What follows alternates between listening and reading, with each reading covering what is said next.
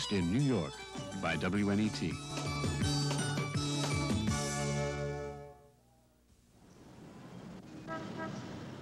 The skyline of Chicago thrust a handsome profile above the shores of Lake Michigan, suggesting the serene self-assurance of a city proud of its architecture, its wealth and power, and its tolerance for new ideas in urban living. But opulent skylines point up and away from the reality in their shadows, and in Chicago, as in every large American city, the grand vista is misleading. Out beyond the soaring secular temples of commerce, before you reach the shopping centers of suburbia, the future of Chicago is being decided every day in less spectacular surroundings.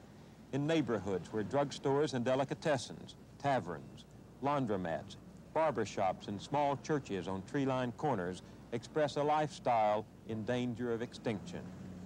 For the way the economic game is played these days, these neighborhoods hardly have a chance. There's a profit in moving people out and hang the human cost. In the next half hour, we'll look at 2 Chicago neighborhoods where the neighbors are fighting back. I'm Bill Moyers.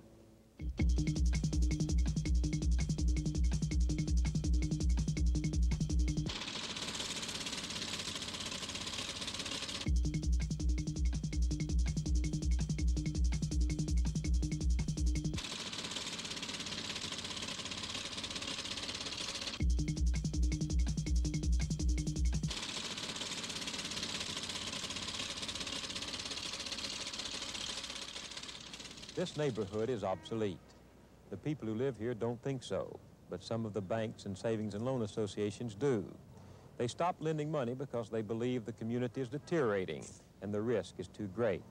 But without money to improve people's homes or to give them a chance to buy another, the decay speeds up and the fear becomes a self-fulfilling prophecy. In this and similar neighborhoods in Chicago, people accuse the savings and loan associations and the banks of redlining. Redlining means an entire geographic area can be declared unsuitable for conventional loans and mortgages. A red line, in effect, drawn like a noose around a neighborhood until, for want of good housing, the working and middle classes are driven to the suburbs and the neighborhood is left to the very poor. A side effect of redlining is something called disinvestment. You probably haven't heard of that term before. I hadn't until I came here. Disinvestment is a process of collecting deposits in one neighborhood and investing them somewhere else. The lending agents say it's necessary to spread the risk, but it leaves a neighborhood like this shorn of capital and hope, gasping for its very life. The people who can afford to move on, and that's what the savings and loan associations would like to do. After they've helped to build up the suburbs and make them affluent and attractive, they want to move there too, or at least to open a suburban branch. Only then does an old neighborhood like this discover where its money has gone. But by then, it's too late. First Federal Saving and Loan is the largest saving institution in the state of Illinois. It's got over $1 billion in assets. It's the leading saving and loan that sets the tone for the rest of the savings and loans that will not give us money for our neighborhoods, okay? The saving and loan industry has got to take us seriously. We are not kidding around. It's a matter of life and death for our neighborhoods. We are through kidding around. This is war. Mary Lou Wolfe is the leader of CAP, the Citizens Action Program, a coalition of Chicago neighborhood groups, each concerned about redlining, each determined to change investment policies of banks and savings and loan associations. Bank officials are prepared for almost anything CAP will do, but aren't prepared to meet them in public. Their board of directors and their leaders at this saving and loan have decided that they're going to redline all of Chicago. Well, they're going to have to change that decision because we're going to be at their annual meeting in January to see that they do change that policy. Now, to get our tickets to that annual meeting, we've got to open accounts today. Don't sign away your proxy. That is your ticket into the annual meeting. What is your title, sir? I'm an assistant vice president. Mr. Kennedy here is an assistant vice president, and he indicates that Mr. Fitzmaurice, who I understand is another vice president, Senior vice president. a senior vice president in charge of lending, will meet with any three of us. Now, do you, I would suggest that we'd like Mr. Fitzmaurice to come down here and meet with all of us. Would you agree? All right. Would you go and get Mr. Fitzmaurice then? No. Two questions then. It hasn't been easy to get a bank's attention, but the community people refuse to give up. They've even prevented one savings and loan from moving out of the area it was chartered to serve. This happened in the neighborhood of North Austin, where Janine Stump heads the local Citizens Action Group. First time we went over to Austin Federal, we had got a kind of a suspicion that they had asked to move out of the community, move their main office off of North Avenue out to Bloomingdale. And we went over there and met with the president, and he said, "Oh no, I'm not moving." So he said, "Well, gee, that's funny. Why would we get that impression?" So we went down to the Federal Home Loan Bank Board and got out the public record, and it said right in there they were going to move their main office to Bloomingdale. So we started to have the bank in similar to this, going in and opening accounts, asking questions, and all sorts of nonsense, taking kids in there. Finally, it was announced that the Federal Home Loan Bank Board had denied their application to move. They could put a branch in Bloomingdale, but their main office has got to remain there on North Avenue. We're still going to keep up the pressure to say we want to know where our money's going. Gail Sincata has lived in this South Austin house for the past 8 years and in the area for 22 years. She's seen her block change from white to black, and she's watched the conventional moneylenders flee with the middle class. But Gail Sincata has no intention of moving. In Chicago, she is a key figure in a loose coalition of organizations fighting to preserve the stability of their inner city neighborhood.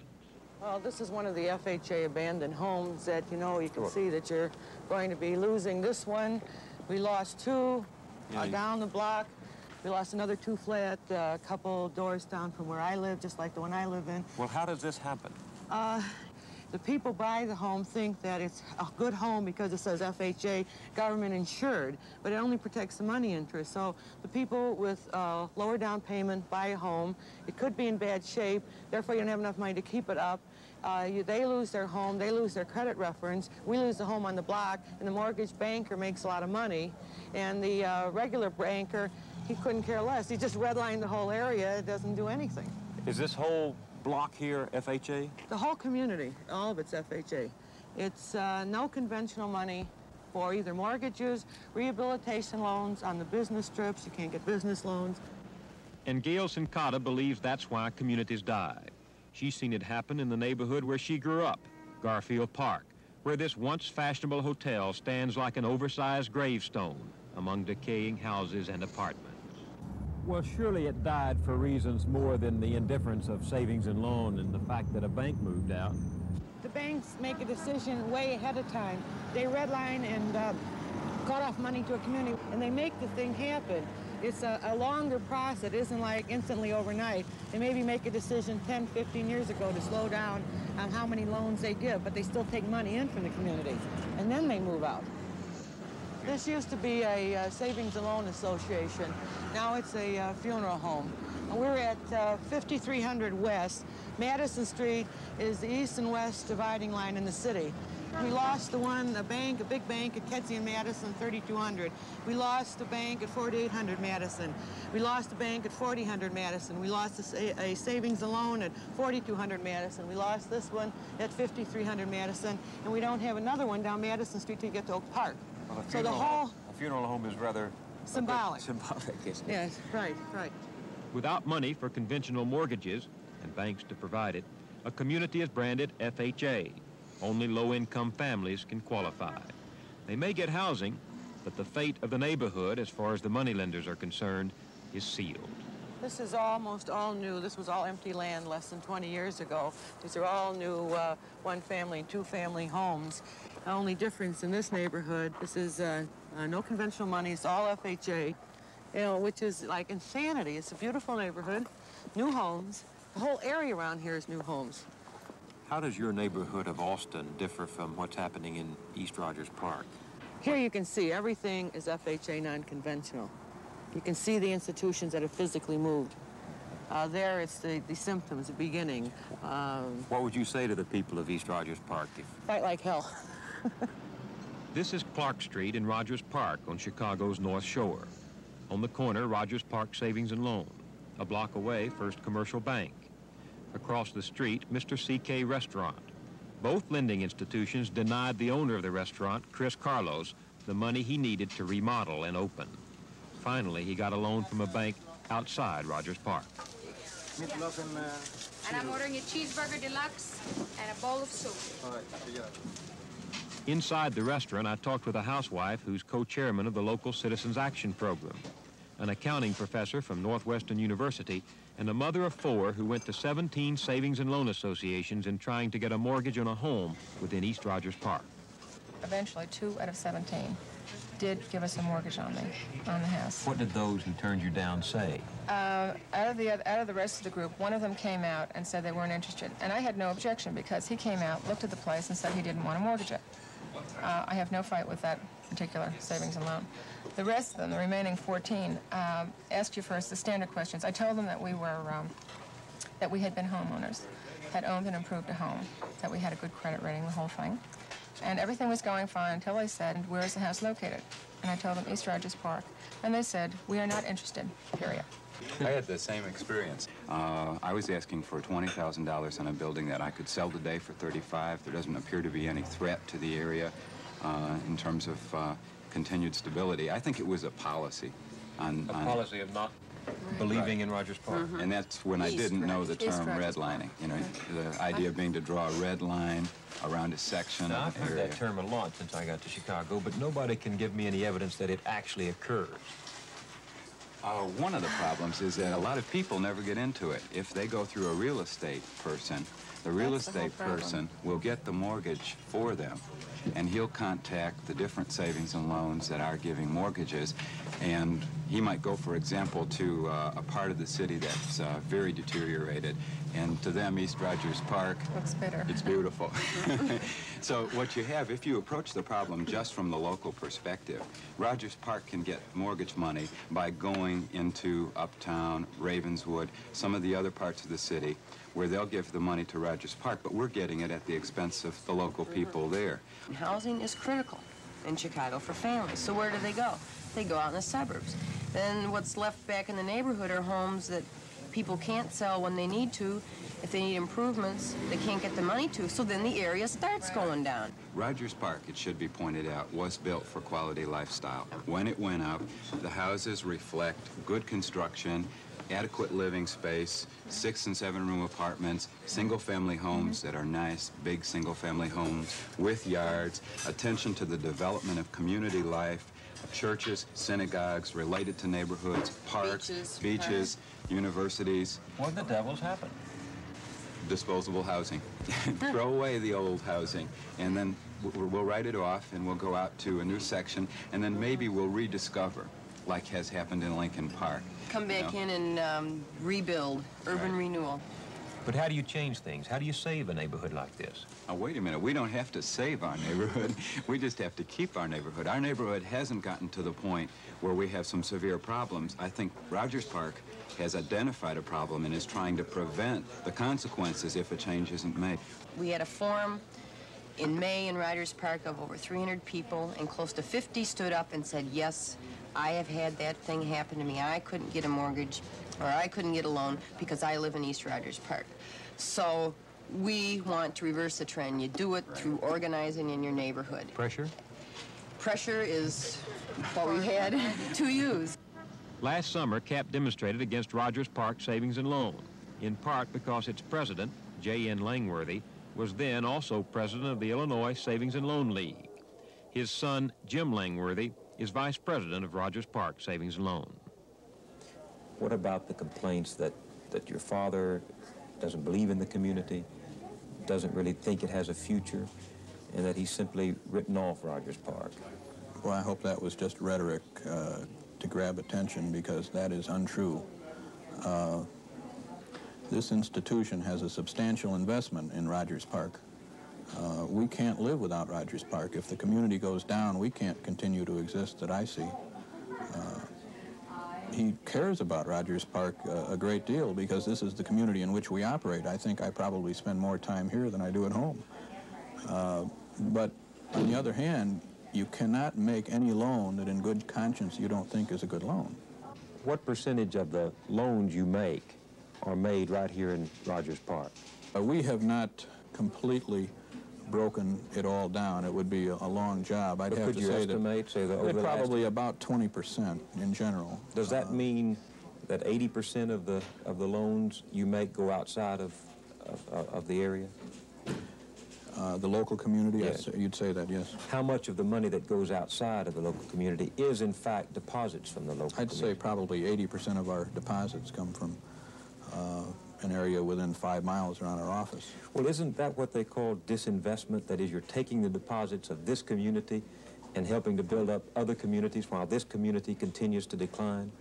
Well, hopefully it will work in reverse from another institution, you know, within 3-4 miles of us. I'd have to say that one of the elements of good mortgage underwriting is a spread of risk. If we were located in a northern suburb, in a new community, a new suburb, we still couldn't put all of our eggs into the one basket. Doesn't redlining take place in some parts of this city? Aren't there financial investors who simply decide this isn't where the future is and we better get out to the suburbs? Well, I can't answer that. I would just guess, though, that if that's their decision, rather than just kissing off that area, they have got to put some effort into a plan for providing adequate financing for the people who want to continue to make that area their home. Ridge Avenue is a dividing line in Rogers Park. To the east, new families are moving in, but old money is moving out. Low-income families, usually black, make moneylenders nervous. To them, such change equals lower property values, equals higher lending risk. John Cullen needed $3,000 to convert an existing front porch into an extra bedroom. Rogers Park Savings and Loan told him he could get a home improvement loan only if he remortgaged his house at a higher rate of interest. I asked to see the president of the bank, who is J.N. Langworthy. He was not there. I was told that I could see his son, who was the vice president of the Savings and Loan Association. So his son came out, I talked to him, and he told me that they were not making home improvement loans in this area. I've had my mortgage with this savings and loan for 12 years. It's not a matter of economics. I've never been late on a payment in my life. I was sick to my stomach. I just couldn't believe it, that this man is operating a savings and loan association in this neighborhood, and that he doesn't feel that this neighborhood is worth being a community. Do you feel this neighborhood is going down? No, sir, not at all. I've heard people say that it is a changing neighborhood. I've lived here 35 years. I was born and raised in this neighborhood. I hear people say the word changing neighborhood, and that doesn't mean anything to me. I think a changing neighborhood can be good, and I think it is in this case. Have you seen any changes? Yes, but all for the better. I see different people moving into the neighborhood, and I like this. I like this. I think community can profit from different types of people being in a neighborhood. You don't feel threatened at all? Threatened? No, sir. You don't mind your children growing up here? No, no, not at all. Martin and Marbury Realtors have an office in West Rogers Park that's headed by Vice President Saul Brownstein. He's privy to the attitudes of moneylenders who refuse to give mortgages on the older properties in East Rogers Park. Is there any doubt in your mind that redlining exists? No question whatsoever that it exists. They themselves will use expressions such as East Rogers Park is going down the drain, and they don't wish to go down the drain with them. A good example of that is a property that we had for sale north of Howard Street. And there were 12 lending institutions who turned down a very, very qualified purchaser who wished to buy a very, very lovely 3-flat. Until finally the attorney for the purchaser said, look, don't buy it, because if they don't want it, you shouldn't want it. And this was a very qualified purchaser who was willing to make a 50% down payment and pay the highest rate of interest as allowable by law. And they still didn't do anything about it. If you reached over to that telephone and called a local bank or a savings institution that you know of and asked for a loan in East Rogers Park, what would be the result? Hysterical laughter. They can justify it. Do they have a stake in the community? Obviously not. Their stake in the community is only the dollars that are coming in. What stake would you say they have in the community? They might own the building that they're in, but other than that, they're not concerned financially with the community. But if a community dies around them, so they pick themselves up and move somewhere else, just like automobile dealers do. Irving Katz is a druggist who's been doing business in Rogers Park for 23 years.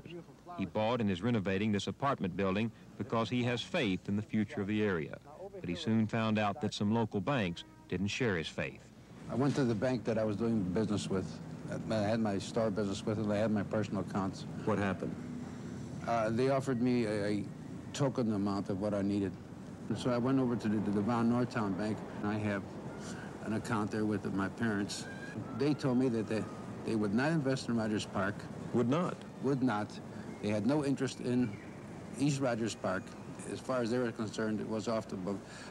Well, if you could gather all of the bankers from Rogers Park in this little courtyard and speak to them, in a word, what would you say to them about? I told them to have faith in the neighborhood that they were doing business in, because this is exactly what I had.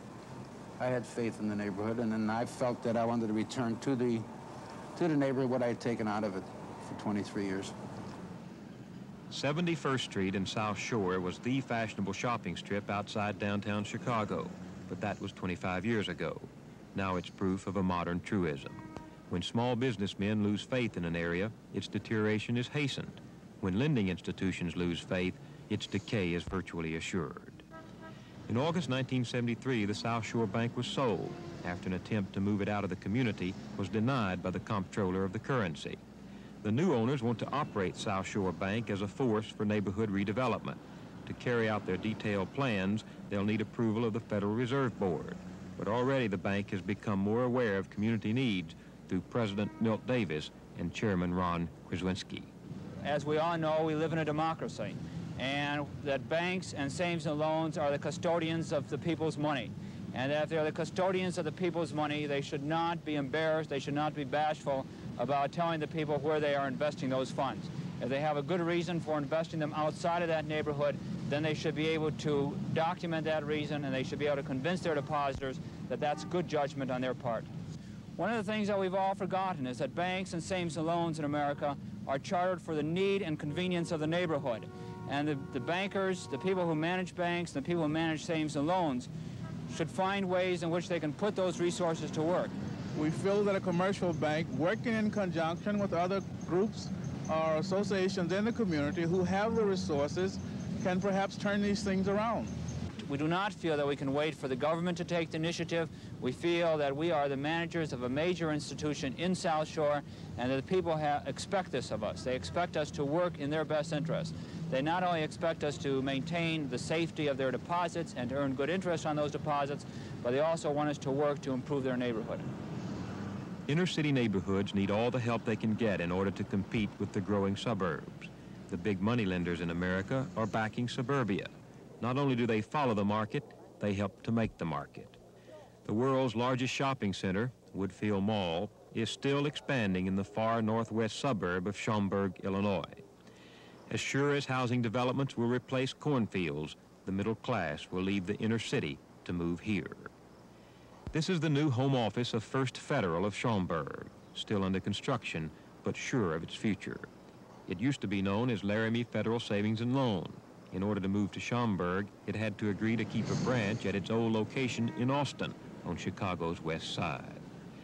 It obtained permission for its move and name change from the Federal Home Loan Bank of Chicago, which regulates federally chartered savings and loan institutions.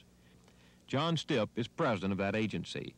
The vice president and counsel is Albion Fenderson. One thing that the community groups tell me that they want is disclosure. They want to know how much of a savings and loans company's investments are being made in that particular neighborhood. The only deterrent as far as we here are concerned in the Federal Home Loan Bank and as agents for the Federal Home Loan Bank Board is that, number one, that associations are not required by law to make this disclosure. And secondly... Would it hurt them if they were?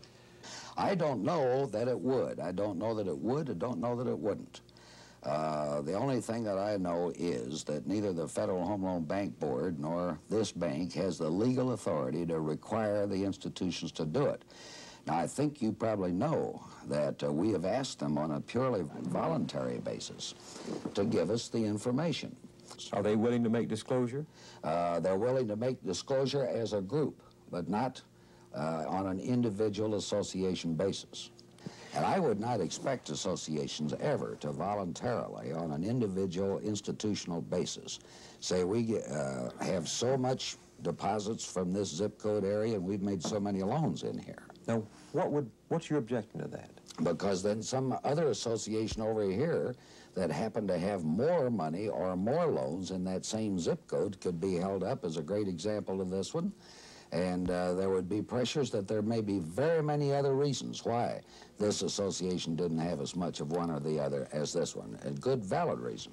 I don't believe there's been any conscious decision in any given area to draw a line around it and to say that we just will not even consider a loan in that area. You don't think there is something called redlining? There's something called redlining, but it depends on your definition of redlining. If your definition is that you have made a judgment based on economic factors, on the normal factors of why you make a loan or you don't make a loan, and then you make an intelligent and sound decision on that, I would not call that redlining. What is it that causes a neighborhood not to be premium?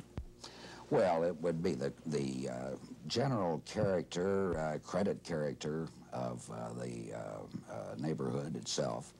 And over a period of very few years, an experienced loan officer will have a feel as to the probable ability of most people in that neighborhood to repay a loan commitment. Isn't that redlining by another name? You have to define the term redlining. I don't think these catchphrases help us any. No, we have to get to the factual. The economic reasons for the deterioration of our cities are so complex that even congressmen who write the federal housing and banking laws barely comprehend them. But the banking, real estate, and lending lobbies understand, and so do the men they work for, who from the safety of distance declare a neighborhood like this obsolete. So it happens that laws intended to solve problems wind up helping the people who profit from those problems. So it is that while we Americans yearn for stability in our community and family lives, we pursue investment policies that destroy the traditional values we publicly venerate. The price tag for this hypocrisy is high. Everyone blames someone else, but about the only people who are really trying to do something about it are the victims themselves, people who've been labeled poor or minority or ethnic or who've simply been ignored. They're tired of being kicked around. Some of them who live in this neighborhood recently dedicated this mural to commemorate their success in breaking the grip of the slum landlord. The message is clear. As Gail Sincata put it, fight like hell. I'm Bill Moyers.